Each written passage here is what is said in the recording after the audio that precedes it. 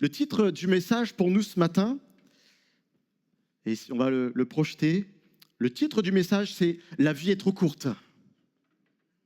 La vie est trop courte. Choisis bien ta direction. Si je pose la question ce matin à nos aînés et que je leur pose la question « Est-ce que vous avez pensé, vous avez trouvé que la vie était longue ?» Je ne suis pas sûr qu'ils répondront « Oui ». Christian, est-ce que la vie est longue? Non. Jean-Paul, est-ce que la vie est longue? Non. Je ne voudrais pas fâcher ceux qui auraient pensé qu'ils sont encore jeunes.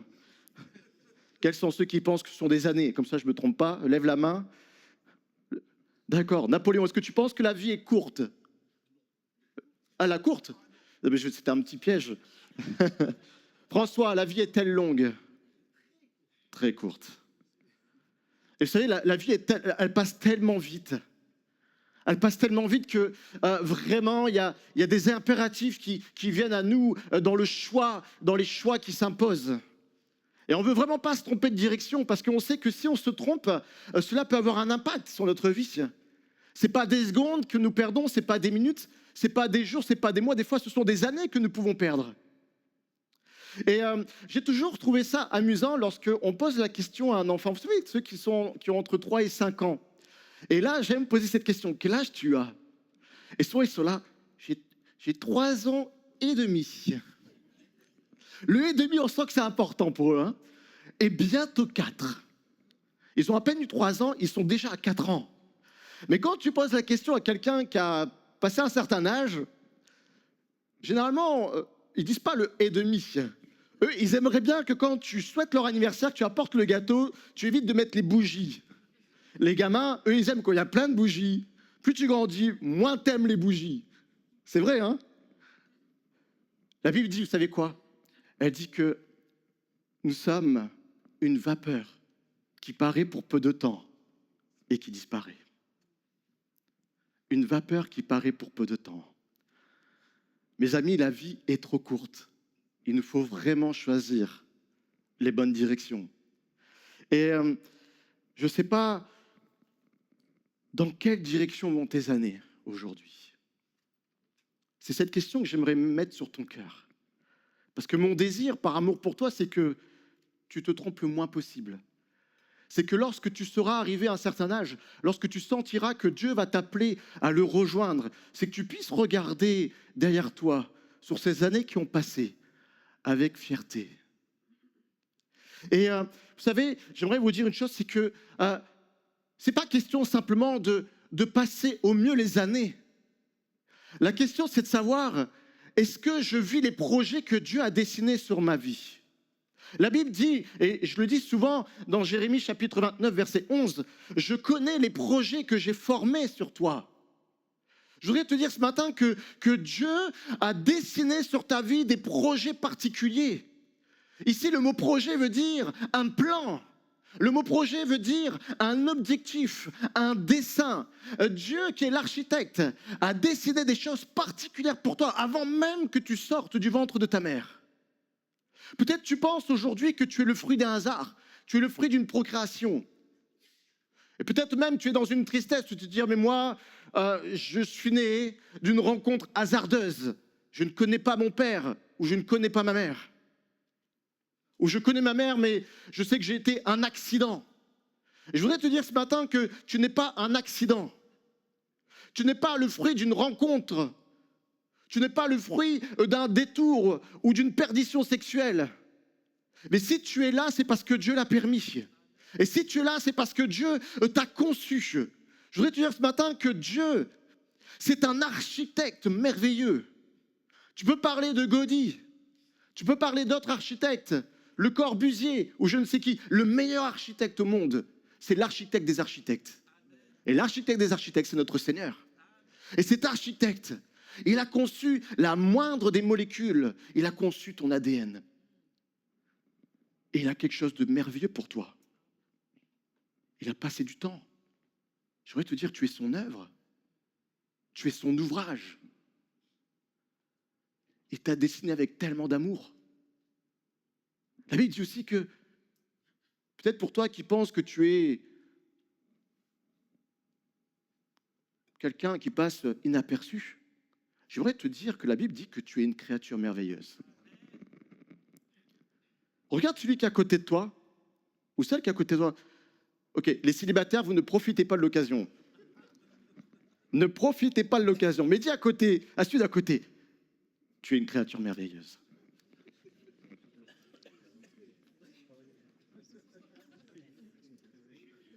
Tu es une créature merveilleuse.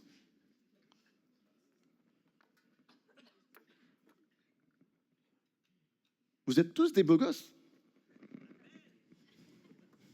Merci, Aimé. Vous êtes tous des beaux gosses. Il y en a qui ne sont pas encore convaincus. Vous savez, on parle souvent d'identité en Christ, mais la première identité qu'il nous faut reconnaître lorsque nous sommes en Christ, c'est que nous sommes des beaux gosses. Amen. Alors dis-le, tu es un beau gosse. Ah, c'est dur ça. Hein. Il y en a qui ont ils ont un combat là. Hein. Non, Dieu, quand il te regarde, c'est ce qu'il a fait. Et même si tu peux savoir intérieurement qu'il y a encore des choses qui sont perfectibles ou qu'il y a des imperfections, mais n'empêche que lorsque Dieu nous regarde, lui, il est fier. Je sais que même quand, des fois, je fais des erreurs, et certains savent parmi vous que je suis un peu exigeant. Certains disent un peu. Eh, oh, ça va. Mais quand je regarde mon Dieu, il me dit, franchement, t'es une belle créature. Et là, quand il te regarde, ton d'elle, franchement, c'est pas moi qui te le dis, hein, même si je le pense aussi. Et là, imagine, c'est Dieu qui te parle. T'es une créature merveilleuse. Vous êtes chacun une créature merveilleuse. Mais, vous savez, dans un chantier, il y a ce qu'on appelle des architectes de conception. Ce sont ceux qui conçoivent les choses. Ce sont un peu les têtes pensantes, ceux qui rêvent, qui ont des visions, qui voient les choses en grand et qui aboutissent les projets, mais d'une manière vraiment contenue à la conception. Et Dieu est cet architecte, c'est lui qui conçoit. Mais il y a une vérité qu'il faut nous rappeler ce matin, que comme sur un chantier, il y a aussi des architectes d'exécution, ceux qui s'assurent que les choses se mettent dans le bon ordre et qui s'exécutent et qui les suivent. De la même manière, les architectes d'exécution, ce sont chacun de nous. Nous avons chacun la responsabilité de prendre les plans que Dieu a dessinés, mais surtout de poser la pierre, de poser les briques. La responsabilité, ce n'est pas à Dieu de les poser. Ce n'est pas à ta femme, ce n'est pas à ton époux de poser pour toi la pierre selon les plans que Dieu a dessinés sur ta vie. Ce ne sont pas non plus tes amis, ce ne sont pas non plus tes frères et sœurs en Christ. Le seul responsable qui a cette responsabilité de poser les pierres, ce sont chacun de nous.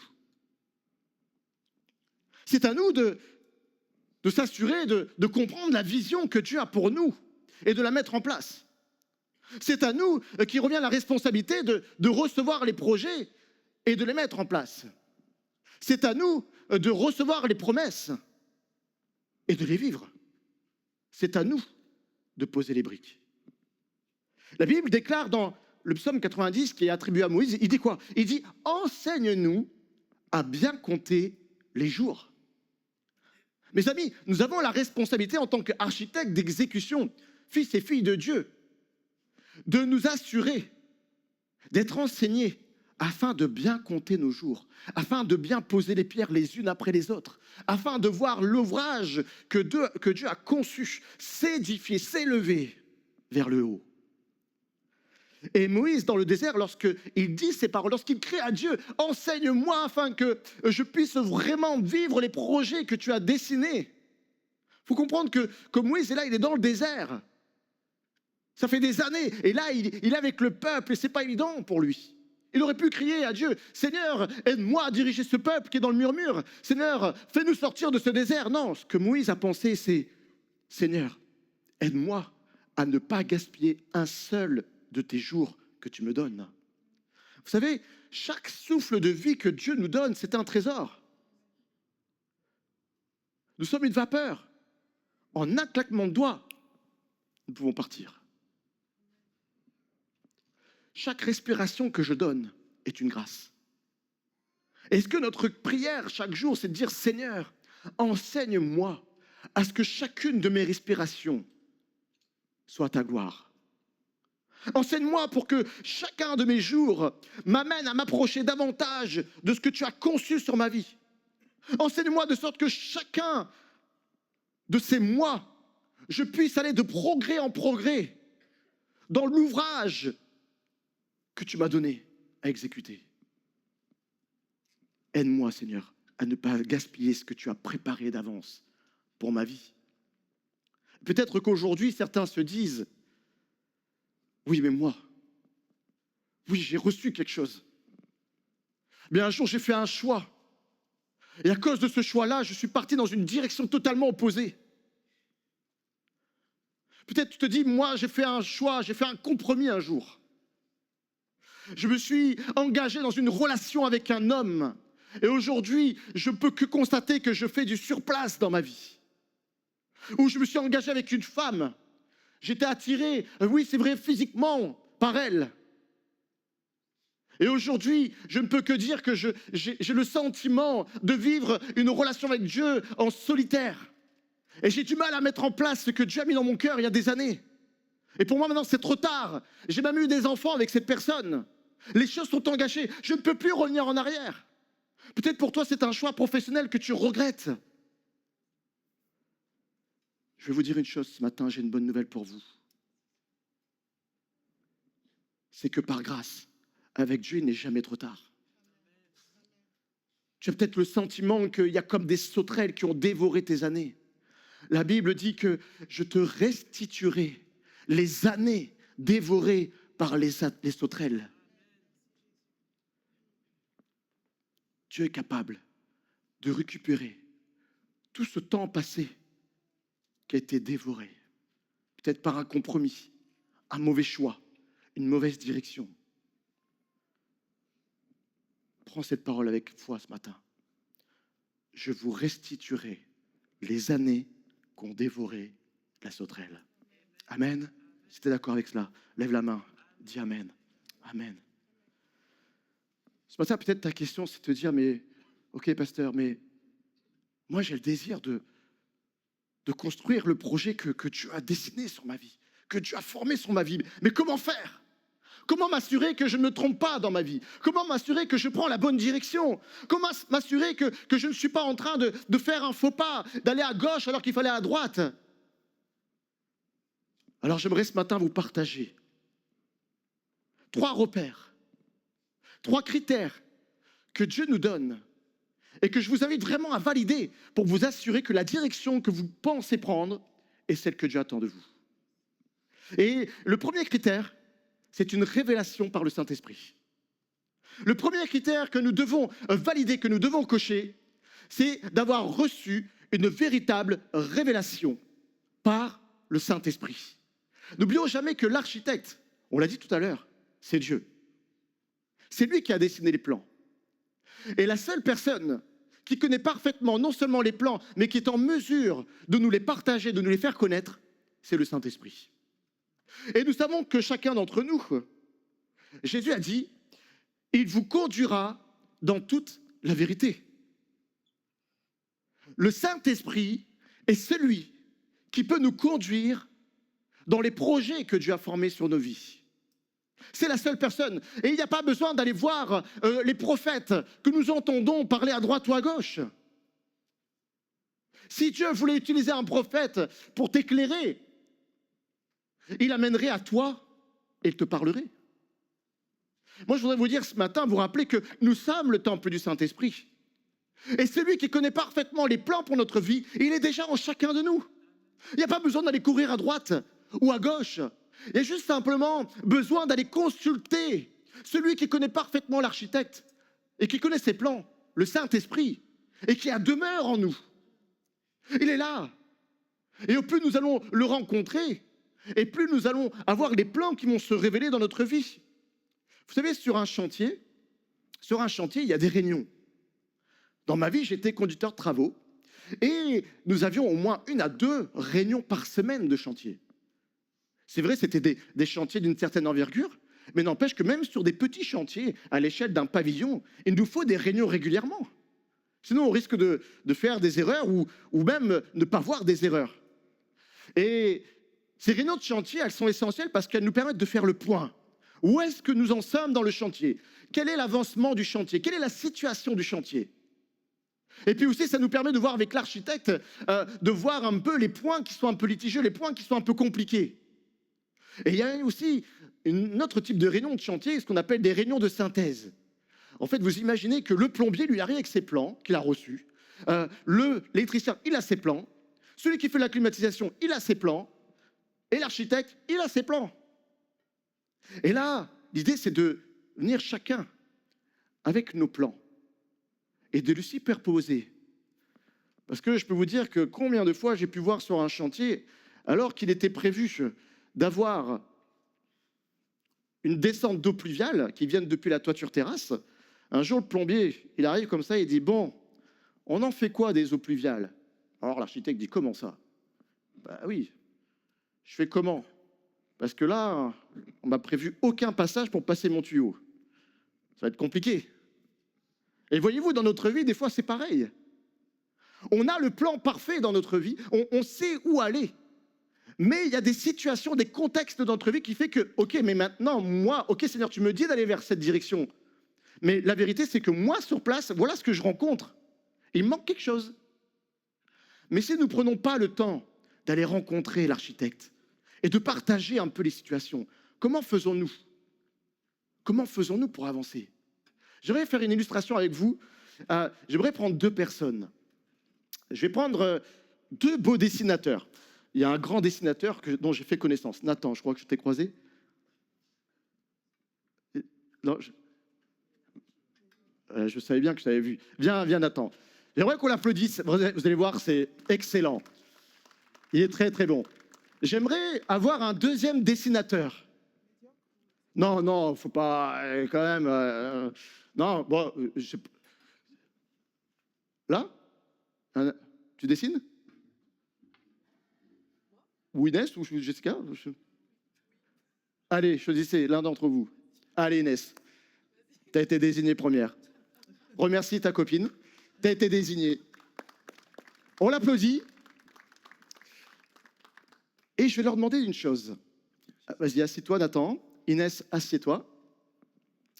Et on va leur donner des feutres. On va leur donner une feuille. Et ce qu'on va faire, c'est que on va leur projeter un dessin qu'on va leur demander de restituer. Vous savez, le dessin, c'est un peu ce plan que Dieu nous donne dans notre vie. Vous comprenez? Ce plan que Dieu nous donne dans notre vie. Je vais demander à Sylvain de nous projeter cette image. Vous la voyez, eux ne la voient pas pour l'instant. Vous avez la chance, Dieu vous a révélé déjà les plans qu'il a prévus pour leur vie. Franchement, vous êtes bons. Mais maintenant, on va faire une chose, c'est que, voyez-vous, Nathan, lui, il aime son Dieu. Et un jour, lui, il décide de vraiment passer du temps, un temps en particulier avec le Seigneur. Est-ce que tu peux projeter, garder l'image? Ok, super. Et là, Nathan, lui, qui va auprès du Père, qui va faire sa réunion de chantier spirituel, il prend le temps de regarder le plan. Médite-le. Tu as 15 secondes pour t'imprégner. 15 secondes. Là, il me regarde et dit, ah ouais. Vous avez compté? Combien de secondes? Non, parce que la tâche qu'on va lui demander, c'est que, bien sûr, lui, son intention, c'est de faire l'ouvrage au plus proche de ce que Dieu a prévu pour sa vie, n'est-ce pas? Et donc, il va essayer de dessiner, de restituer cet ouvrage dans les moindres détails, autant que ça se peut. 15 secondes. Inès, elle, par contre, elle aime aussi son Dieu. Mais la différence, c'est que Inès, elle ne se contente pas d'une seule fois. Toi, tu as le droit de regarder autant de fois que tu veux. Autant de fois que tu veux. Parce que toi, tous les jours, tu viens chercher la présence de Dieu. Je ne dis pas que c'est la vérité pour toi. Attention, attention. Et maintenant, on va leur demander en 1 minute de dessiner le maximum de choses de ce que Dieu a révélé. Inès, tu as le droit, aller-retour, autant que tu veux. Tu pries le Seigneur tous les jours, matin, soir, midi, dans le métro, quand tu manges. Nathan, lui, il pense qu'en venant le dimanche, ça suffit pour avoir le projet. 1 minute. On sent qu'Inès aime chercher le contact avec le Seigneur. Elle aime voir le Saint-Esprit, lui révéler le plan. Nathan, je sens que toi, c'est pas mal quand même, c'est bien. Il y a beaucoup de chrétiens, en venant juste le dimanche matin, ils font des choses intéressantes aussi. Mais on sent que ça cafouille un petit peu là. Ouais, ça tâtonne. Il y a de l'idée. Il y a de l'idée. Ouais. On voit que Nathan, il essaye de pallier par son savoir. Il se repose sur ses acquis. On sent qu'il a des bases solides. Inès, on sent que le dessin, c'est moins son truc, mais quand même, parce qu'elle va aller chercher les choses auprès du Saint-Esprit à tout moment, on sent qu'il y a quand même une qualité de détail qui est tout autre. Allez, on leur laisse 30 secondes. Qui est le maître du temps? Maître du temps. 20 secondes.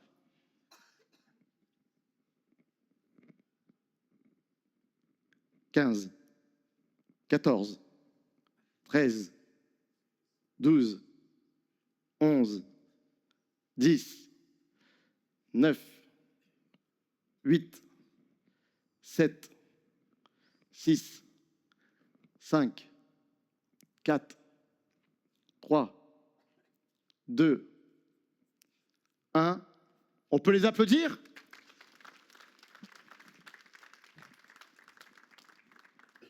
Je trouve que le soutien, il est un peu... il laisse à désirer quand même. Non, mais ils se disent, non, mais on attend de voir les dessins. Non.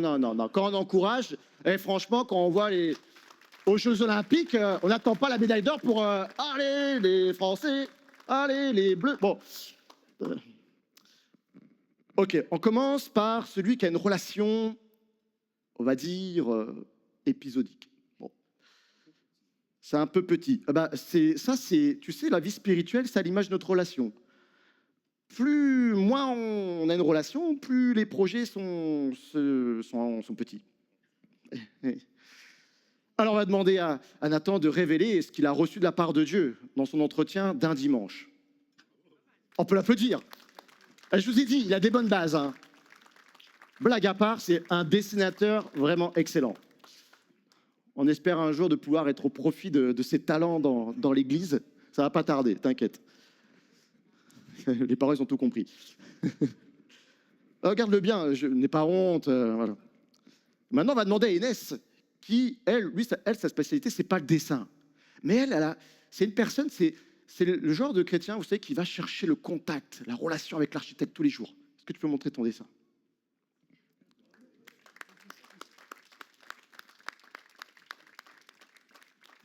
Ok. Qu'est-ce qu'on peut voir?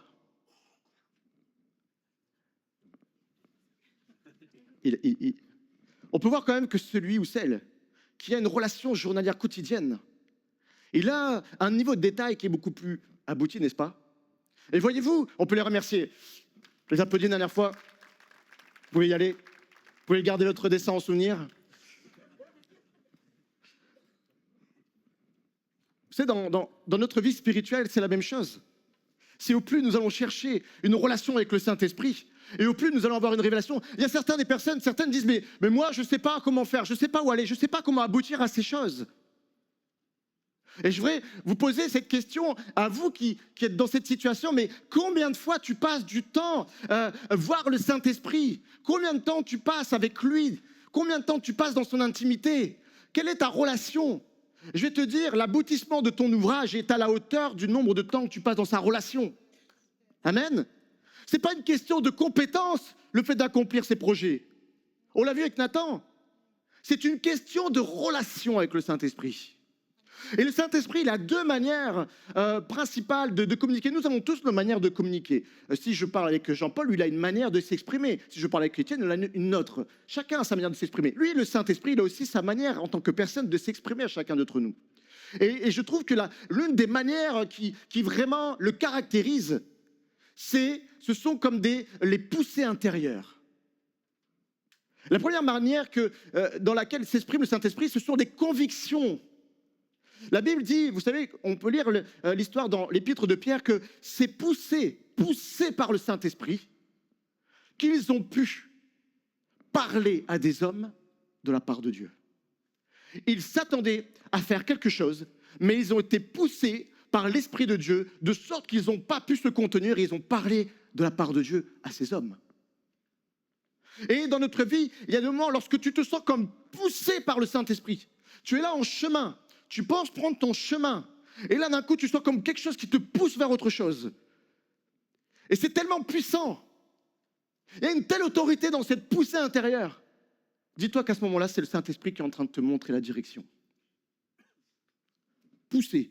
Une fois, j'étais sur un péage. Je sortais du péage à Nemours. Je sortais. Et là, vous savez, je n'ai pas l'habitude de prendre des personnes en stop. Ça ne veut pas dire que je suis contre. Mais là, alors je commence à emballer ma voiture, à partir à 130. D'un coup, je vois une personne qui fait du stop. Et j'étais comme poussé par le Saint-Esprit, dire, hé, prends-le. Je dis, quoi? Prends-le. Mais je suis déjà engagé là. Prends-le. Je regarde mon rétroviseur. Je me fais un braquage là. Et je m'arrête. Et là, le gars, il me voit arriver comme ça sur lui. Je dis, mais c'est qui ça? Et là, je commence à mettre les warnings. Je m'arrête, je passe la tête par la vitre. Monsieur, venez, je vous prends. Le gars, il me dit, wow. Lui, il s'attendait à avoir une voiture de plus qui passait devant lui à 130. Et là, je m'arrête. Je le prends, vous savez quoi? J'ai passé 1 heure avec lui à discuter. L'homme, il passait par des choses professionnelles vraiment compliquées. Il avait été mis au placard, injustement, pour des orientations malhonnêtes, des personnes responsables dans le service. Et la personne était vraiment à plat. Et je dis, là, Seigneur, je comprends maintenant. Et là, j'ai commencé à lui parler du Seigneur. Et j'étais de Nemours jusqu'à Porte d'Italie. J'ai parlé du Seigneur avec lui. Il a dit, monsieur, merci pour cette heure passée avec vous.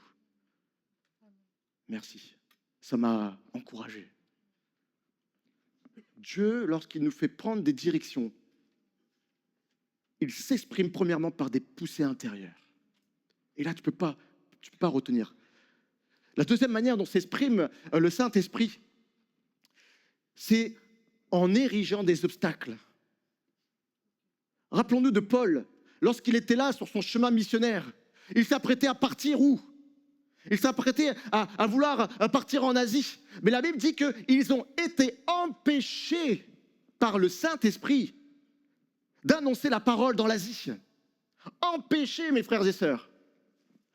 Le Saint-Esprit, si tu l'écoutes et que tu t'apprêtes à prendre une mauvaise direction, il est capable de t'empêcher par un obstacle.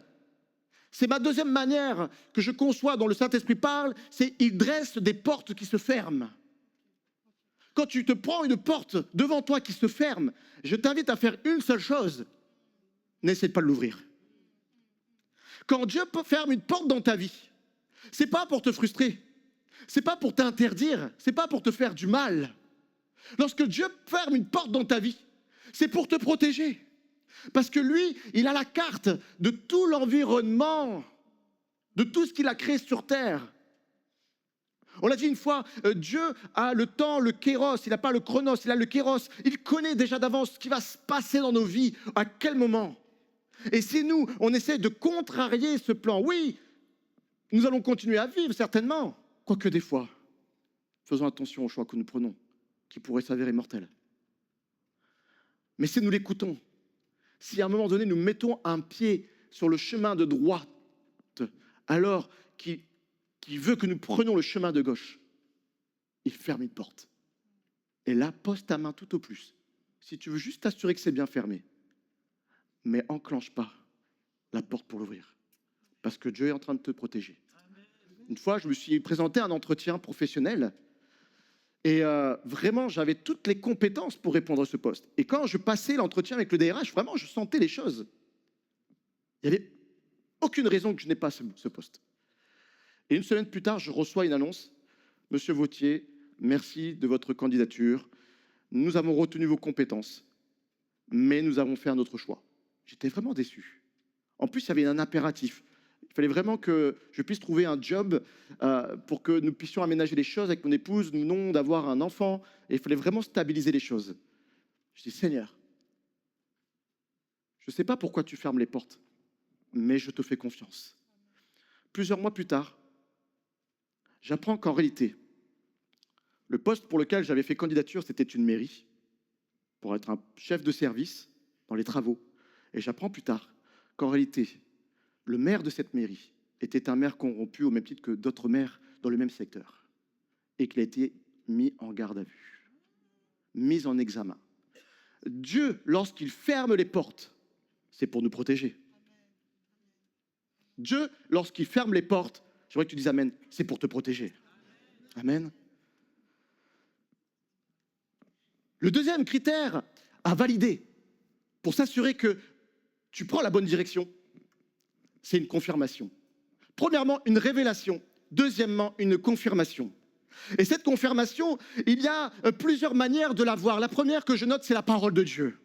Lorsque tu es persuadé que tu as reçu une direction, je ne remets pas en cause ta direction, mais commence à l'éprouver au regard de la parole de Dieu. La Bible dit que la parole est une lampe à mes pieds. C'est une lumière sur mon sentier.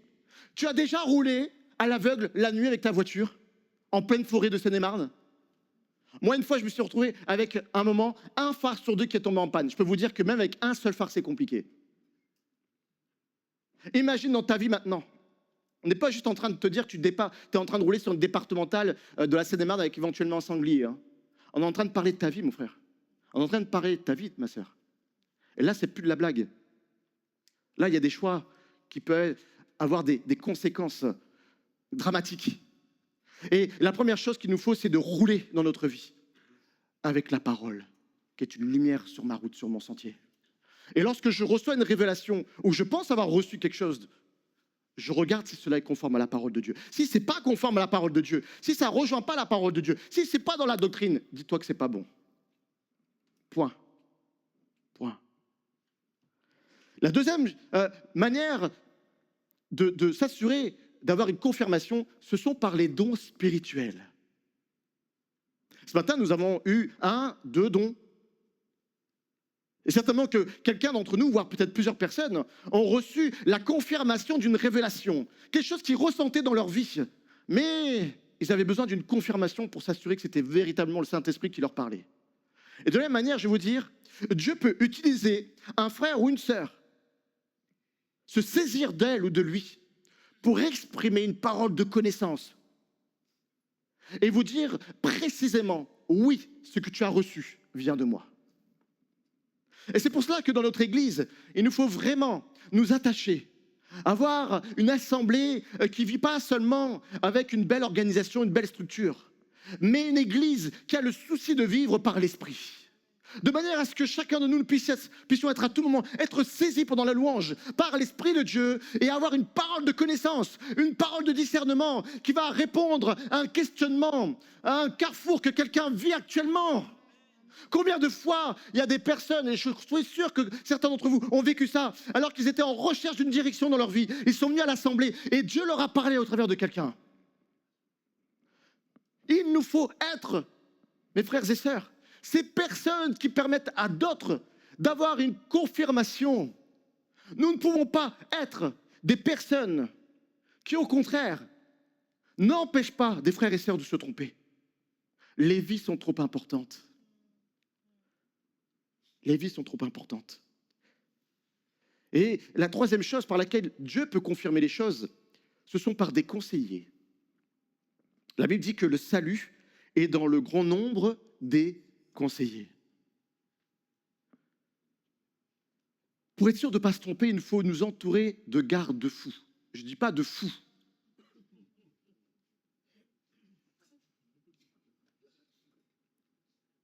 Je ne dis pas de fous spirituels qui manquent d'équilibre.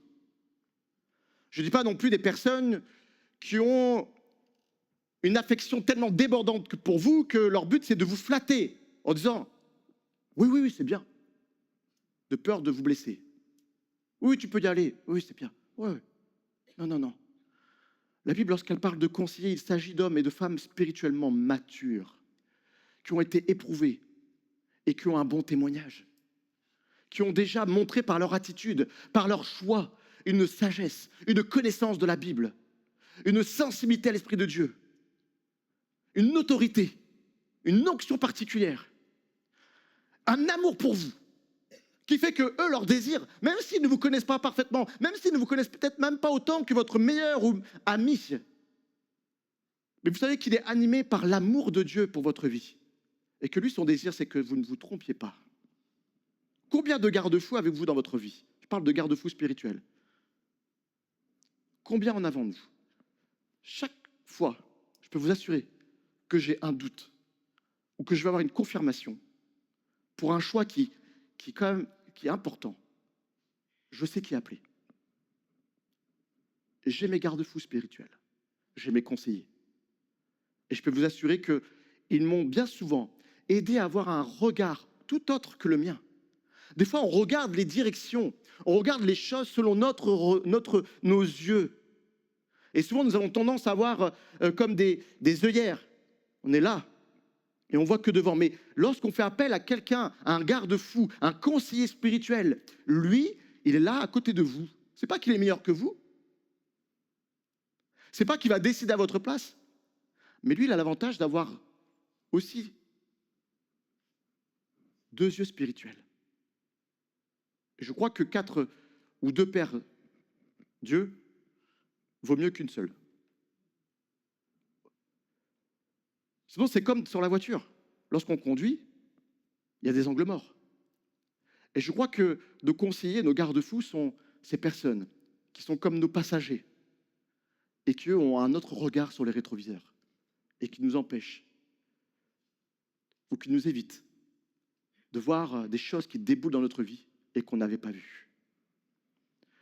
C'est la troisième chose, par des conseillers sages. Et maintenant, le troisième critère qu'il nous faut valider, c'est la paix. La paix. La Bible dit que la paix de Christ règne dans vos cœurs. Amen. La paix de Christ règne dans vos cœurs. Dès lors que vous êtes dans une situation où vous vous apprêtez à faire un choix, si vous perdez votre paix, si vous êtes agité, s'il y a comme de la confusion, s'il y a comme un agitement, c'est que tu es en train de perdre ta paix, c'est que tu n'es pas dans la bonne direction. Si tu es en train de t'engager dans une relation sentimentale et que tu as des questionnements, que tu n'es pas en paix, arrête celle-là. Ne dis pas juste « Oh, c'est peut-être parce que je ne le connais pas assez. Oh, c'est peut-être parce que j'ai eu des passifs et que je me fais des plans, des idées. » De la même manière, dans ton plan professionnel, s'il y a quelque chose qui au fond de toi te gêne, tu ne sais pas l'expliquer, bien quelque chose qui te tracasse, ne force pas, tu n'es pas en paix. Ce n'est pas le bon chemin. Ce n'est pas le bon chemin. La paix est comme le sceau de Dieu pour valider l'ensemble des critères. C'est comme tu dis, ok, si tu reçois finalement le troisième critère, la paix, le Seigneur vient comme avec un tampon et il vient valider les choses. Il vient valider les choses. Il certifie la direction. Il certifie ta direction. Une révélation, une confirmation et une paix intérieure. Si nous avons les 3 critères cochés, alors je peux vous assurer que vous êtes sûr de ne pas vous tromper. Vous ne vous tromperez pas. Je voudrais terminer avec un témoignage.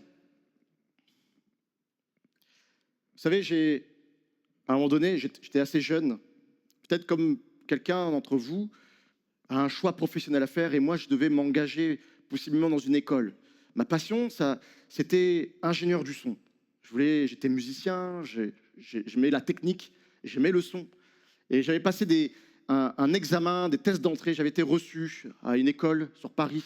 Et puis j'ai eu l'entretien et j'avais aussi acquis cet entretien.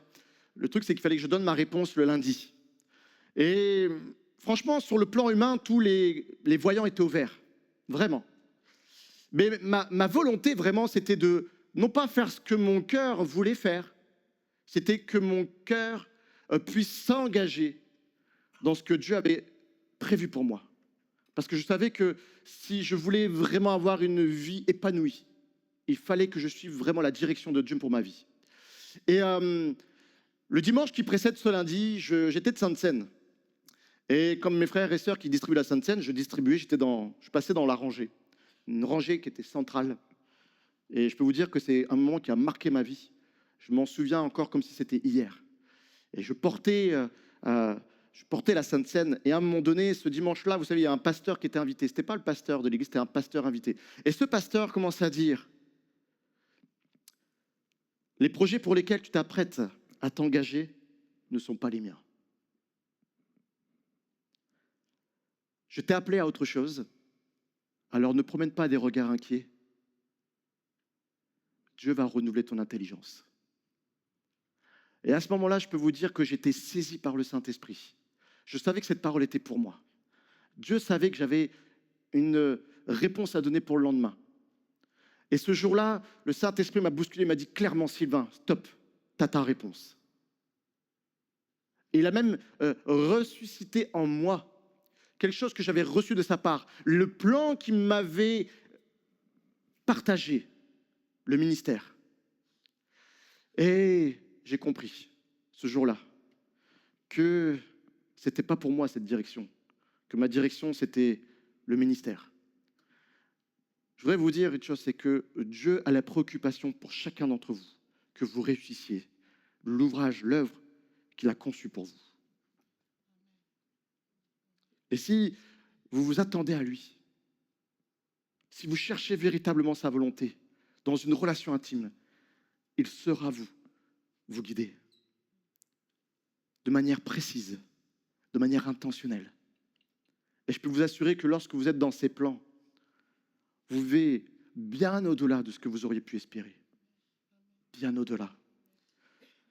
Je termine avec un petit dernier point. Peut-être tu te dis, mais moi, je n'ai pas reçu quelque chose pour l'instant en particulier. Oui, ça arrive. Des fois, Dieu ne nous dit pas clairement les choses.